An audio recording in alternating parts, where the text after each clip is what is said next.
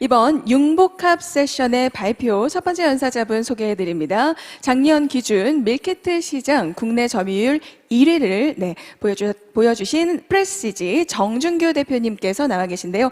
간편식 시장의 변화에 따른 성장 전략에 대해 함께 해주시겠습니다. 네, 여러분 뜨거운 박수로 대표님 모시겠습니다. 예, 안녕하십니까. 주식회사 프레시지의 대표이사 정준규입니다. 먼저 2022 식품 외식 산업 전망대 연사로 초대해 주셔서 다시 한번 감사드립니다. 이번 발표의 주제가 식품을 통한 연결과 진화라고 들었는데 이게 저희 기업의 성장 방향성과 참 유사하다는 생각이 들었어요.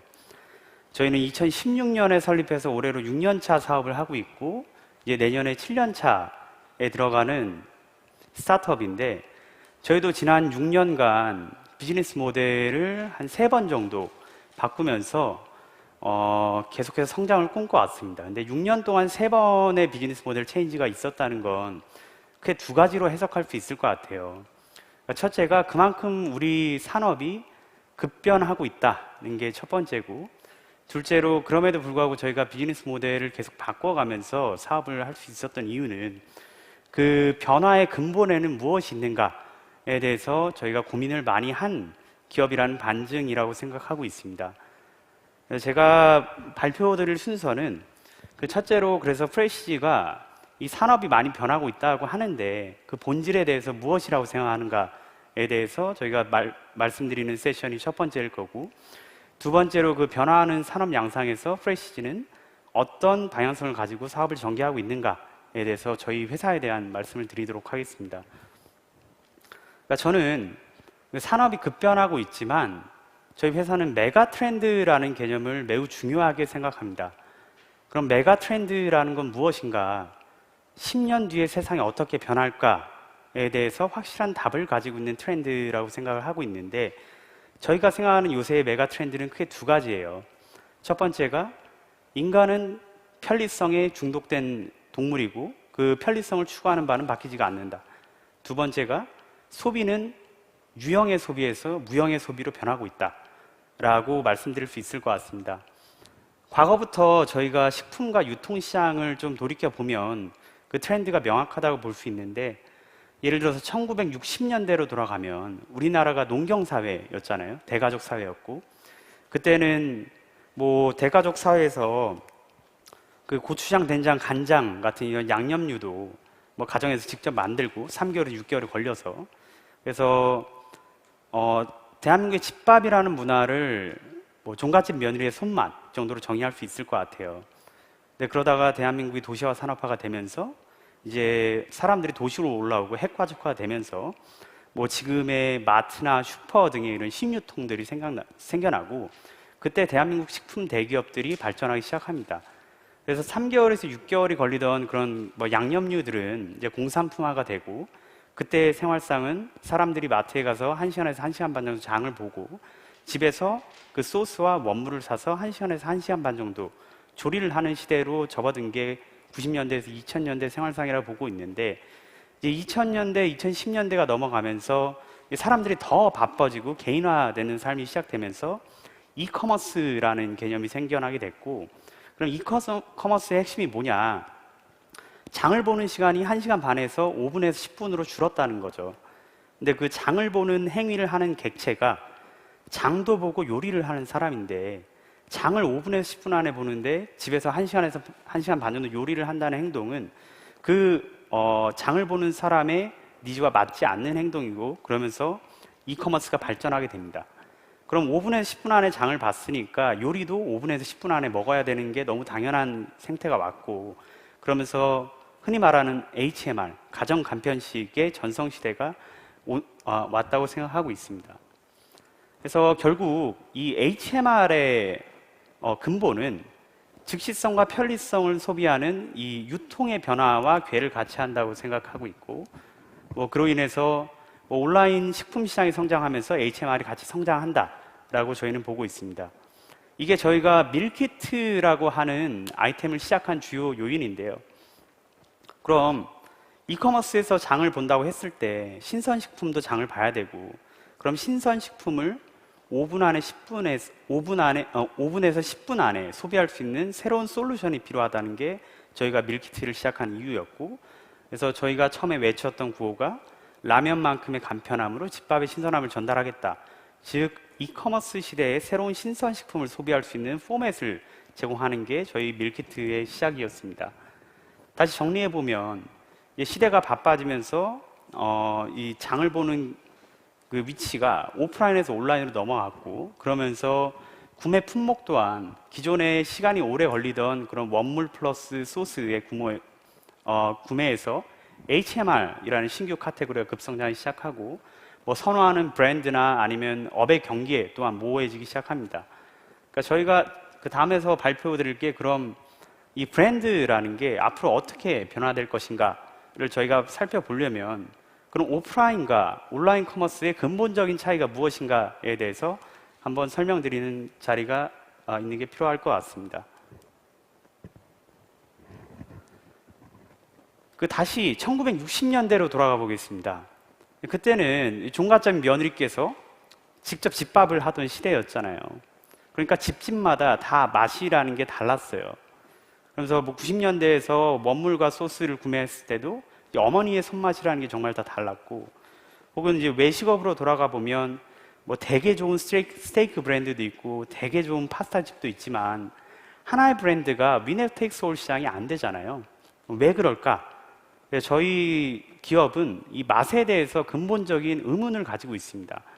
식품을 하면서 가장 힘든 게 맛있는 제품을 만드는 것인데, 그럼 정말 그 맛있다는 건 무엇을 의미하는가에 대해서 생각해 보면 저희는 정답이 없다고 생각하고 있어요. 왜냐하면 이 지역에 따라서도 정말 소구하는 맛이 다르고, 그 다음에 자신이 뭐 집에서 먹었던 뭐 우리 집은 짠맛을 좋아해요, 우리 집은 싱거운 맛을 좋아해요. 그래서 이게 너무너무 달라서 보편타당한 맛있는 맛은 존재할 수 없다고 생각한다는 게 저희의 기본적인 전제인데, 기존의 오프라인 시장에서는 이 HMR이라는 개념이 의외로 막 과점, 거의 뭐 준독점 브랜드의 시대가 펼쳐졌더라고요.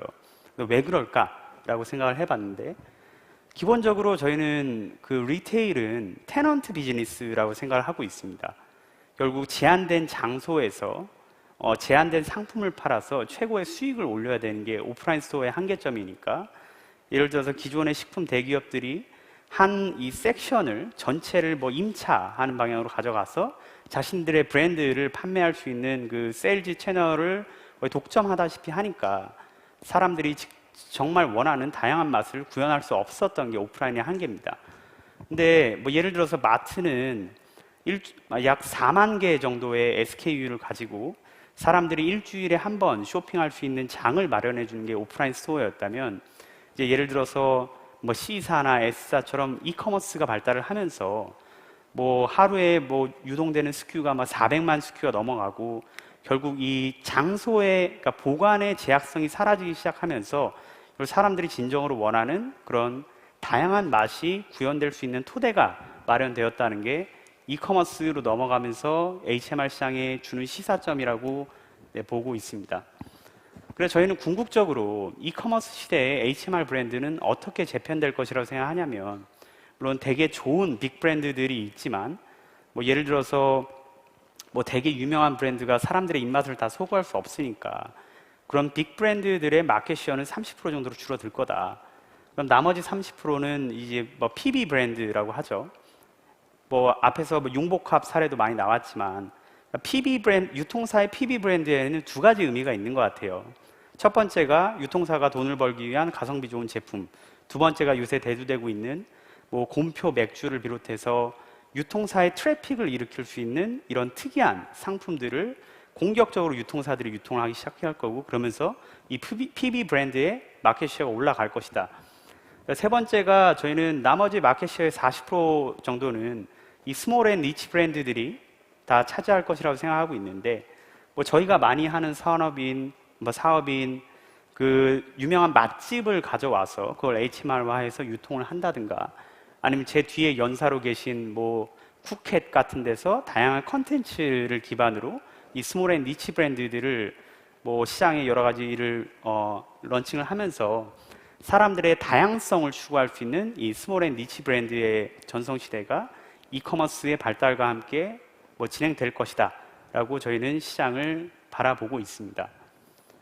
그러니까 저희는 이러한 인더스트리 뷰를 가지고 이제까지 사업을 계속 전개를 해왔는데, 저희는 크게 세 가지 단계를 거쳐서 스케일업을 해 나가고 있는 조직입니다. 저희 스텝 1이 인프라스트럭처 이네이블러로서 시장을 선도한다. 그 뒤에 HMR의 퍼블리셔가 되겠다.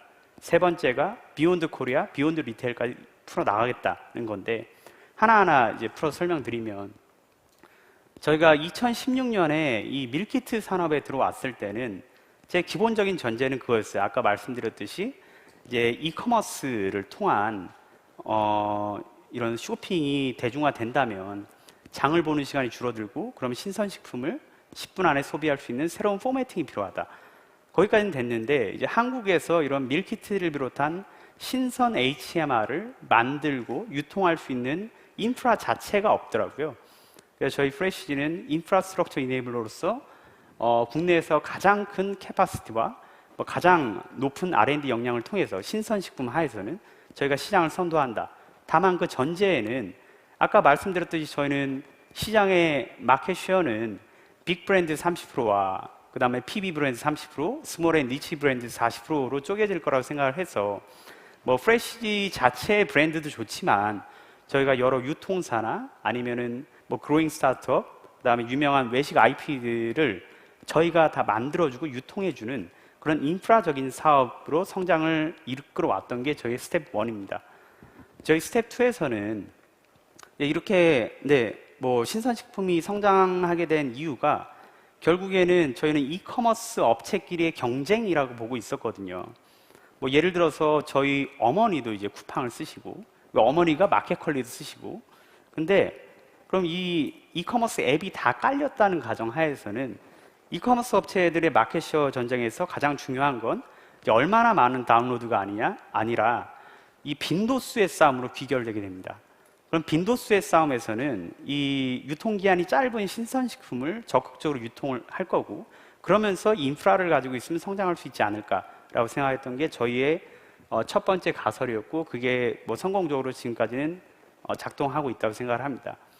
두 번째, 저희가 HMR 퍼블리셔라는 표현이, 저희는 그 퍼블리셔라는 게 일단 출판업에서 유래를 했지만 뭐 요새 넷마블이나 뭐 넷플릭스나 이런 여러 가지 플랫폼 업체들이 하는 행태라고 보고 있어요. 기본적으로 좋은 IP를 가지고 와서 그 IP를 첫 번째가 커스터마이제이션, 두 번째가 커스터머 애퀴지션, 세 번째가 모네타이제이션 플랜을 통해서 IP에 새로운 밸류를 부과하는 게 뭐 퍼블리셔라고 생각하고 있는데, 뭐 예를 들어서 되게 유명한 뭐 맛집이 있습니다. 근데 마켓컬리의 고객과 SSG의 고객은 근본적으로 다릅니다. 편의점에 가는 고객과 백화점에 가는 고객은 다르고, 뭐 저희가 최근에 했던 사례 중에 유명 유튜브 스타가 있는데 그분이 뭐 레시피를 유튜브에 올렸더니 막 200만 조회수가 이렇게 나오더라고요. 그럼 이분의 IP를 활용해서 제품을 만들어서 유통할 때는 어떻게 해야 되는가? 그러니까 첫 번째가 유튜브를 보는 그 고객들은 20대가 많아요.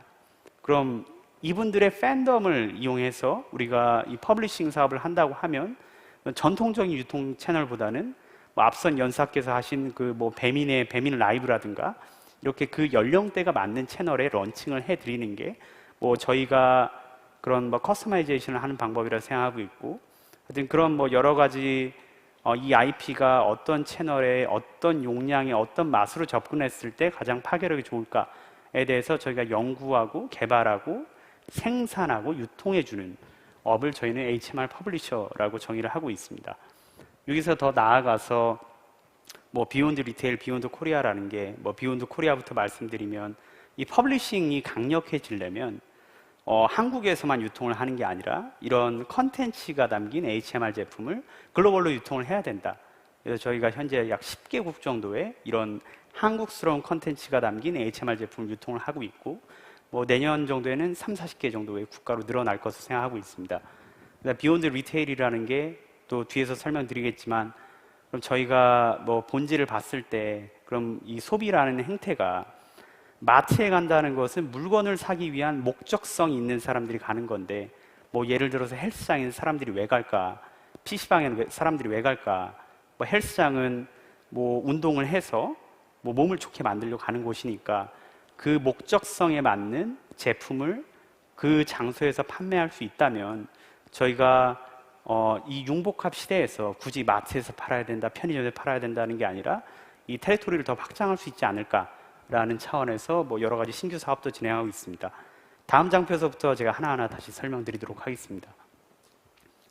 그래서 국내 밀키트 시장은 2017년 9월에 본격적으로 시작을 해서 뭐 올해 기준으로 약 3천억 정도 시장을 넘어갈 것 같고, 그러면서 뭐 저희 프레시지의 밀키트 사업 또한 성장을 했습니다. 근데 거기에 대해서 근본적인 요인은 저희가 아까 말씀드렸던 인프라를 국내에서 가장 많이 갖고 있었고, 가장 많은 경험을 통해서 저희 브랜드뿐만 아니라 여러 뭐 유통사와 그런 IP 플레이어들과 같이 성장하는 그런 전략이 현재까지 유효했고, 이를 위해서 저희가 뭐 용인에 뭐 국내 최대 식품 공장도 뭐 700억 이상의 자금을 투자를 하면서 확장하고 있고, 현재도 뭐 물류서부터 뭐 여러 가지 이제 HMR 공장들의 활발한 투자를 진행하고 있습니다. 그래서 아까 말씀드렸듯이 저희가 이런 인프라를 통해서 진행을 하다가 이제 HMR 시장에 뭐 본격적으로 진입을 하기 위해서 우리가 해야 될 건 R&D와 매뉴팩처링과 로지스틱스로 정의를 하고, 그럼 뭐 주요한 이 유통사들과 IP 플레이어들과 협업을 통해서 꾸준히 시장을 확장을 해 나가고 있습니다. 그럼 아까 다시 돌아가서 그 프레시지는 빅 브랜드 30%와 PB 브랜드 30%와 뭐 스몰 앤 니치 브랜드 40%의 시장이 펼쳐질 거라고 생각을 하는데, 그럼 그 스몰 앤 니치 브랜드 40%는 어디서 기인하는가? 저는 크게 네 가지로 봤어요. 자, 음식이 뭐 가장 활발하게 활동되고 있는 그런 외식 시장에서의 주요한 IP들이 있다. 두 번째가 아까 제가 말씀드렸던 두 번째 메가 트렌드가 결국 유형의 소비에서 무형의 소비로 넘어가고 있는데, 그 무형이라는 건 무엇인가? 내가 좋아하는 인플루언서가 될 수 있죠. 그래서 그 팬덤을 이용해서 우리가 어떻게 인플루언서가 협업할 것인가에 대해서 저희가 고민해서 뭐 여러 가지 사업도 하고 있고, 뭐 비사를 비롯한 아까 뭐 요새는 정말 다양한 제품이 많이 나오더라고요. 뭐 말표 구두약에서 이제 뭐 맥주가 나오기도 하고, 그 다음에 되게 이종 사업에 교합이 되고 있는데, 그분들의 니즈는 결국 자기 브랜드에 대한 홍보와 신규 사업 진출인데, 저희 프레시지가 그런 사업을 많이 하고 있으니까 그럼 매뉴팩처링 기반의 빅 브랜드들과도 협업을 되게 많이 하고 있습니다. 뭐 마지막으로 뭐 저희가 여러 가지 셀럽들과도 협업을 많이 하고 있는데, 뭐 힙합에서 가장 힙한 뭐 AOMG 같은 경우에도 한국 시장에서도 팬덤이 있지만 이쪽들이 막 동남아시아 시장이나 이래서 팬덤이 되게 많이 있어요.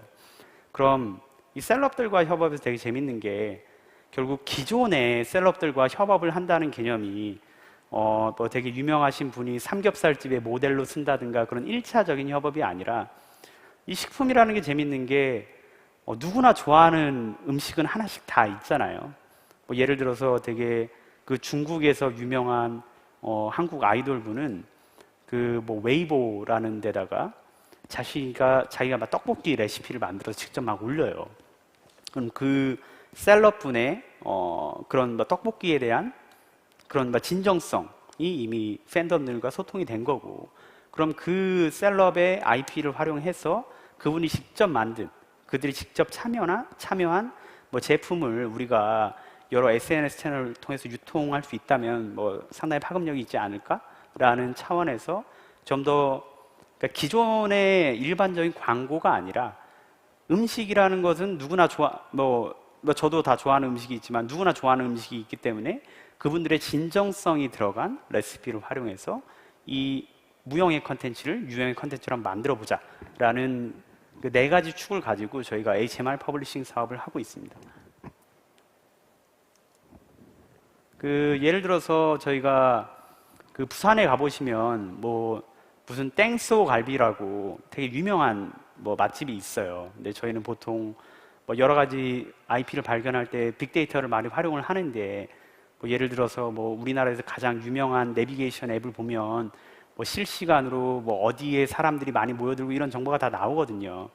그럼 그런 것들을 다 서칭해서 뭐 이 갈비 쪽에서는 이 업체가 제일 유명하구나 라고 하면 저희가 찾아가서 뭐 암소갈비라는 뭐 제품을 만들고 그럼 다시 한번 이걸 어디다 유통을 해야 되는가.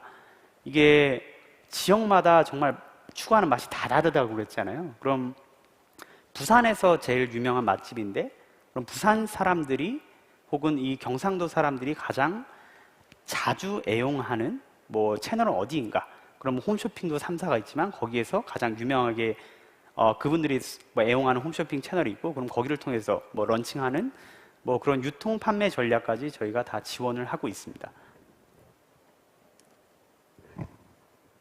그다음에 요새 뭐 할미네이션이라 그러잖아요. 유튜브에서 되게 유명한 뭐 셀럽들이 있지만 가장 친근하고 자신의 진정성이 있는 그런 컨텐츠를 소구하는 분이 계시더라고요. 그분이 뭐 예를 들어서 비빔국수라는 레시피를 만들어서 소비자들과 소통을 했는데 뭐 이런 IP가 제품으로 나오면 어떨까라고 해서 저희가 뭐 1탄을 내봤는데 뭐 무슨 라이브 커머스에 갔더니 뭐 3초 만에 막 3억씩 매진되고 그러더라고요. 근데 이거는 뭐 제품에 대한 소구나 아니면 가성비나 이런 것들이 중요한 게 아니라 결국 이 할머니에 대한 충성도가 있는 그런 우리 친구들이 할머니가 뭐 했다고 하니까 그럼 나도 같이 한번 참여를 해볼까?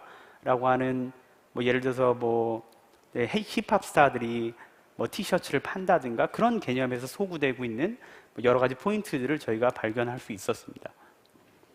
또한 뭐 빙그레를 비롯해서 기존의 뭐 제과업체에서 되게 유명한 제품이라든가 아니면은 뭐 극단적으로 가면은 요새 제일 성공한 케이스가 뭐 밀가루 업체에서 되게 유명한 업체들이 이런 뭐 맥주 제품을 낸다든가 근데 그런 여러 가지 이종 산업 간의 그 이슈업을 하기 위한 콜라보레이션들이 많이 일어나고 있는데 거기에서도 저희가 적극적으로 활동을 하고 있습니다. 뭐 마지막으로 저희가 또 하나의 IP 발굴처라고 생각하는 뭐 이런 셀럽 같은 경우에는 뭐 제가 AOMG 사례를 가지고 왔지만 AOMG 이외에도 그러니까 힙합과 음식은 잘 이어지지 않을 것 같잖아요. 근데 하지만 저는 그게 중요한 게 아니라 이 힙합을 하는 셀럽이 좋아하는 음식이 있다. 그럼 그 팬들과 소통하는 창구에서 음식을 통한 소통을 우리가 풀어갈 수 있으면 이 또한 뭐 훌륭한 IP가 될 거라고 생각하고 꾸준히 사업을 전개해 나가고 있습니다. 그다음에 저희의 그 세 번째, 그러니까 스텝 3의 발전 모델이 비욘드 코리아와 비욘드 리테일이라고 말씀드렸는데 거기에 대한 주요 사례를 소개해 드리겠습니다. 제가 청담동에 유명한 PT를 전문으로 하는 그런 PT샵에 한번 가봤어요. 가서 딱 운동을 하고 나오는데 거기 이 트레이너분이 닭가슴살을 이렇게 수비들을 하고 계시더라고요. 그래서 왜 그 트레이너분께서 닭가슴살 수비들을 하고 계십니까? 라고 물어봤더니 고객이 원한다. 결국 헬스장에 가는 사람들이 PT를 받아서 운동을 하고 그 다음에 이 뭐 근육을 만드는 데는 세 가지 포인트가 있다고 하잖아요. 운동에 대한 인풋과 먹는 것과 쉬는 것인데 그럼 우리 PT샵에서 이 먹는 것에 대한 니즈도 같이 해결을 해주고 싶다. 그래서 그러니까 저는 사업하는 사람이니까 근데 이게 정말 가성비가 나오나요? 물어봤더니 매출이 상당하더라고요. 그래서 수요가 있구나. 근데 이 트레이너분들이 그거 일을 하는 게 너무 힘든 거예요. 그러면 저희가 뭐 밀키트라는 사업을 하고 있는데 가공 제품도 하고 있으니까 이 제품을 다 만들어 드리겠다. 그래서 같이 한번 뭐 사업을 진행해 보자. 그래서 저희가 뭐 짐키친이라는 브랜드를 런칭을 했는데 현재 약 100개 정도의 헬스장에서 뭐 PT를 하고 난 다음에 사람들이 바로 먹을 수 있는 뭐 그런 서비스 제공을 하고 있고 뭐 예를 들어서 뭐 필라테스도 마찬가지잖아요. 요새 뭐 3, 4인 그룹 과외식으로 필라테스가 많이 돌아가는데 뭐 주로 여성분들이 하시지만 운동을 하고 나서 다시 한번 인풋과 먹는 것과 쉬는 게 뭐 조합이 돼야 우리가 좋은 몸을 만들 수 있는데 그럼 3, 4인 정도의 그룹 과외분들이 주로 필라테스 강사분들께 여쭤보는 게 선생님 뭐 먹어야 되죠? 어떻게 하면 선생님처럼 날씬해질 수 있어요? 그럼 그 선생님들께서 인플루언싱을 하고 계시니까 근데 그 선생님들도 자기의 그 학생들이 결국 좋은 몸을 만들어야 되는 거잖아요. 그런데 그분들이 이제 영양학적 지식이 있으시지만 이걸 뭐 어떤 제품을 추천해 줘야 될지 모르니까 저희가 뭐 국내 최대 뭐 필라테스 하는 그룹과 같이 그런 뭐 제품 서비스도 하고 있고 뭐 마지막으로 뭐 저희가 또 한 대표적인 사례 중에서 이 PC방, 이 뭐 코로나 때문에 좀 어려워졌지만, 그러니까 PC방에서도 뭐 학생들이나 아니면 또 젊은 친구들이 가서 이 레이드 한다 그러잖아요. 뭐 와우도 해야 되고, 그다음에 뭐 몹도 잡아야 되고 그러는데, 그러면서 요새는 또 많이 고급화돼서 뭐 PC방에서 뭐 라면 핫바 먹는 시대는 이미 지났습니다.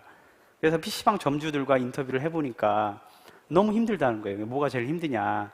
그러니까 아르바이트생들이 자꾸 도망을 간다. 왜 도망을 가냐. 그래서 한번 가봤어요. 그러니까 아르바이트생들이 거기서 막 파스타 만들고 있고 스테이크 굽고 있고 하니까 가뜩이나 뭐 손님들 대응하기도 힘든데 일이 너무 과중되는 거예요.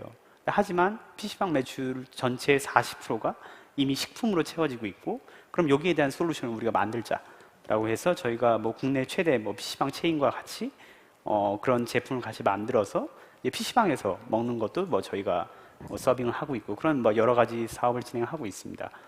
그리고 아무튼 저희가 이런 걸 신사업으로 부르는데, 저희 신사업의 모토는 음식점이 아닌 곳을 음식점으로 어떻게 만들 수 있을까에 대해서 지속적으로 고민도 하고 있고, 뭐 소정의 성과가 나오고 있는데, 이러한 기회들은 앞으로도 더 많이 생길 것으로 생각하고 있습니다. 그 마지막으로 비욘드 코리아라는 거는 요새 뭐 저희가 뭐 그러니까 넷플릭스의 오 땡땡 게임이 뭐 히트를 하기 전에도 이미 진행을 하고 있지만, 저희가 하는 HMR 퍼블리싱업의 궁극적인 목표는 IP 오너와 프레시지가 동시에 성장을 해야 되는데, 그럼 굳이 뭐 한국 시장에서만 유통할 게 아니라 뭐 해외 시장도 한번 나가보자. 근데 최근에 되게 유의미한 사례가, 저희가 뭐 한국에 30년 이상 된 맛집인 뭐 백년가게라는 곳들이 있어요. 근데 그 백년가게의 IP를 가져다가 뭐 충청도에 되게 유명한 뭐 이화 횟집이라는 데가 있습니다. 뭐 30년 이상 낙지 볶음을 해오신 분인데, 그 IP로 제품을 만들어서 뭐 소정의 성과를 거뒀지만, 이제 뭐 미국이나 싱가포르 뭐 이렇게 한인들이 많이 사는 곳에 직접 연락이 오시더라고요. 그래서 그 무슨 뭐 미국에서 되게 유명한 마트 체인과 미팅을 해봤더니, 뭐 자신들이 생각할 때는 뭐 비땡땡 브랜드도 한식에 되게 유명하고 좋지만, 결국 그 한인들이나 아니면 진짜 한국 컨텐츠를 소비하고자 하는 고객들이 딱 봤을 때 뭐 비땡땡의 뭐 낙지 볶음과 한국에서 이제 30년 이상 이렇게 해서 이런 스토리가 있는 제품을 봤을 때는, 이 스토리를 소비하는 게 그 뭐 마트의 차별점을 가져가는 데 더 좋은 방법이라고 말씀을 하셔서 저희가 한번 수출을 해봤는데, 뭐 성공적으로 런칭했고, 지금은 아까 말씀드렸듯이 한 10개국 정도에 저희가 하고 있습니다. 근데 뭐 내년에는 이제 30개국 이상을 나아가면서 뭐 이런 한국에 있는 문화도 더 알릴 수 있지 않을까라고 생각을 하고 있습니다. 그리고 저희가 요새는 더 훈풍을 맞았는데, 넷플릭스에서 한국의 컨텐츠들에 투자를 많이 하잖아요. 근데 그 근본적으로 그게 왜 그렇게 이루어지고 있냐? 결국 제작비의 차이라고 저희는 보고 있어요. 이게 할리우드에서 뭐 되게 유명한 걸 만들려면 뭐 예를 들어서 오땡땡 게임에 뭐 어느 정도 제작비가 들었지만, 할리우드 스타들의 그 출연료도 안 나오는 금액입니다. 그러니까 내 컨텐츠는 기본적으로 흥행 사업이기 때문에, 예를 들어서 뭐 100개를 투자를 해서 하나가 정말 글로벌로 터지는 그런 특성을 가지고 있고, 그럼 뭐 넷플릭스 입장에서는 한국의 컨텐츠 제작사에 투자가 계속 들어갈 수밖에 없고, 그럼 그게 한국만 있냐? 뭐 예를 들어서 뭐 일본이나 뭐 인도나 이렇게 되게 유명한 컨텐츠 제작 국가들이 있지만, 뭐 예를 들어서 일본이란 국가는 약간 좀 매니악한 거에 있고, 뭐 인도 쪽에 뭐 컨텐츠 제작을 맡기면 자꾸 막 뮤지컬을 하니까 한국이 좀 경쟁 우위를 가지고 있어서 당분간 글로벌 OTT들의 한국 컨텐츠에 대한 투자가 늘어날 거고, 그럼 저희가 최대한 한국스러운 컨텐츠를 풀어낸 HMR 제품을 수출하거나 현지 진출하는데 상당한 순풍 효과가 있다고 보고 있습니다. 예, 저희가 직접 뭐 런칭해서 뭐 글로벌로 판매되고 있는 사진들이고요. 그리고 마지막으로 뭐 시간이 좀 있으니까, 프레시지가 지금 되게 많은 걸 하고 있는 것 같고, 그래서 너네가 가려는 방향성이 뭐 어떤 것인지에 대해 궁금하실 텐데, 그러니까 저희는 저희 회사를 운영해 나가는 데 있어서 이 스타트업 스피릿이라는 게 정말 중요한 팩터라고 생각을 하고 있어요. 기본적으로 새로 시작하시는 뭐 기업들이나 아니면 외식업에 종사하시는 뭐 대기업이 아닌 분들은 시장에 있어서 언더독 포지션을 줄 수밖에 없거든요.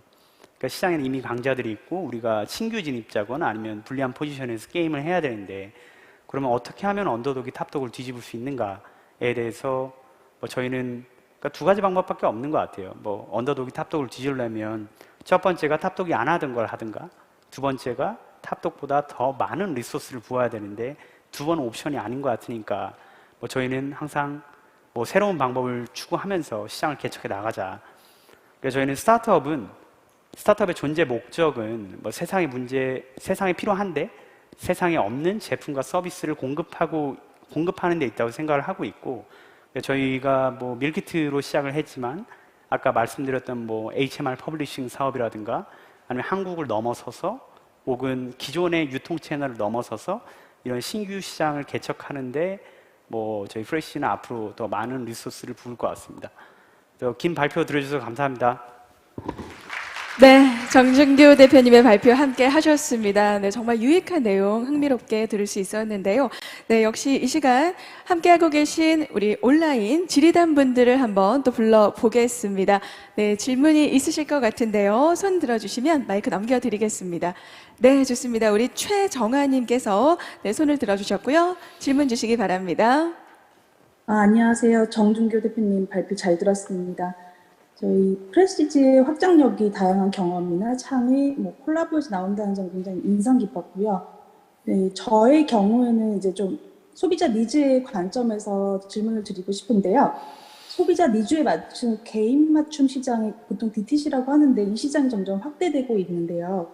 프레시지의 경우에는 밀키트 사업에 있어서 개인 맞춤 시장의 전망을 어떻게 보고 계시고 어떤 준비를 하고 계시는지 궁금합니다. 예, 좋은 질문 감사합니다. 그러니까 전체적인 소비 트렌드를 보면 아까 말씀드렸듯이 그러니까 저희가 빅 브랜드에서 스몰 브랜드로 쪼개진다고 하는 게 뭐 다른 용어로 표현하면 이제 맞춤형 시장으로 간다는 것 같아요. 근데 그게 이제 스몰 브랜드로 쪼개졌다가 더 나아가면은 개인 맞춤형 시장으로 가겠죠. 그래서 저희가 그럼 그 맞춤형 시장에는 프레시는 어떻게 대응할 것인가? 뭐 최근에 뭐 기사를 좀 찾아보시면 저희가 건강 맞춤형 서비스를 제공하고 있는 되게 유명한 스타트업과 또 합병을 했습니다. 그러면서 저희는 맞춤형 시장에 대해서는 이 뉴트리션 밸런스 기반의 그 제품을 저희가 공급하는 것을 또 다른 성장의 한 축으로 잡고 있고 뭐 지속적으로 진행하려고 하고 있습니다. 거기에 대해서 그러니까 저희는 어떻게 생각하고 있냐면 이 식품이라는 게 아트와 사이언스의 영역이 있는 거잖아요. 그러니까 아트는 정말 뭐 맛이나 분위기에 대한 소구나 이런 것들은 대한민국 시장에서 상당한 수준까지 올라온 것 같습니다. 그래서 이 어떻게 보면은 되게 발전된 시장에서는 저희가 뭐 퍼블리싱 사업 등을 통해서 쭉 이뤄가고 있고, 이 사이언스의 영역은 결국 뉴트리션 밸런스 기반의 소비자들의 제품을 제공하는 것인데 거기에 대해서는 저희가 뭐 신규 시장이지만 그래도 되게 유망한 기업과의 뭐 이 결합을 통해서 앞으로 뭐 지속적으로 연구하고 제공할 예정입니다. 그래서 그럼 그 제공할 때 뭐 채널은 어떻게 해야 되는가, 그 다음에 뭐 접근 방식은 어떻게 해야 되는 거에 대해서는 저희도 지금 정리를 하고 있는데 뭐 기본적으로 저희는 그 개인형 맞춤으로 들어갈 때는 그러니까 2종 근린 상권이라고 하죠. 그래서 결국 이 상담 서비스나 이런 게 또 필요할 것 같은데 저희가 소비자 거점까지 만들면서 그런 뭐 케어링 서비스를 제공하는 것을 저희의 넥스 성장 동력으로 삼고 있습니다. 네, 답변 감사드립니다. 우리 대표님께서 식품에는 아트와 또 사이언스 영역이 존재한다. 그래서 각 영역에 대한 세심한 또 고민을 하고 계시다라는 답변도 주셨습니다. 감사합니다. 네, 지금 이 시간에도 역시 유튜브 채널에서만 1000분이 넘는 시청자분들께서 우리 대표님 강의를 함께 해주고 계신데요. 올라온 질문을 전해드리겠습니다. 최근 말씀 주신 것처럼 이 콜라보의 홍수라고 불릴 만큼 많은 식품 채널에서 동종 간에 이종 간에 수많은 콜라보가 진행되어 왔습니다. 이에 대해서 어떤 일부 소비자들은 조금 피로감을 느낄 수도 있을 것 같은데요. 콜라보에 대한 관심을 다시 한번 새롭게 일으킬 수 있는 프레시지만의 새로운 콜라보 전략 혹시 더 있다면 궁금합니다라고 질문 주셨습니다.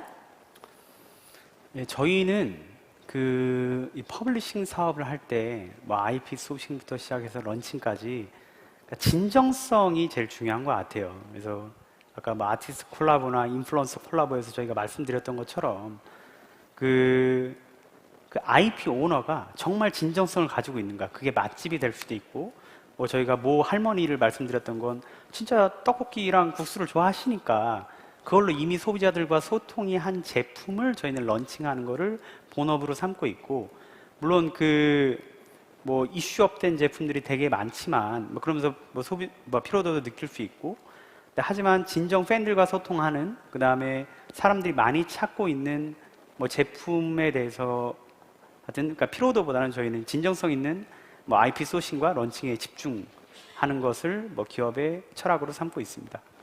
네, 이번 질문을 통해서 다시 한번 또 프레시지의 진정성을 향한 가치, 또 소통을 위한 노력들에 대해서도 답변을 더해서 들을 수 있었습니다. 네, 감사드립니다. 지금까지 정준규 대표님과 함께 하셨습니다. 여러분 큰 박수로 감사합니다. 감사를 전해 주시죠.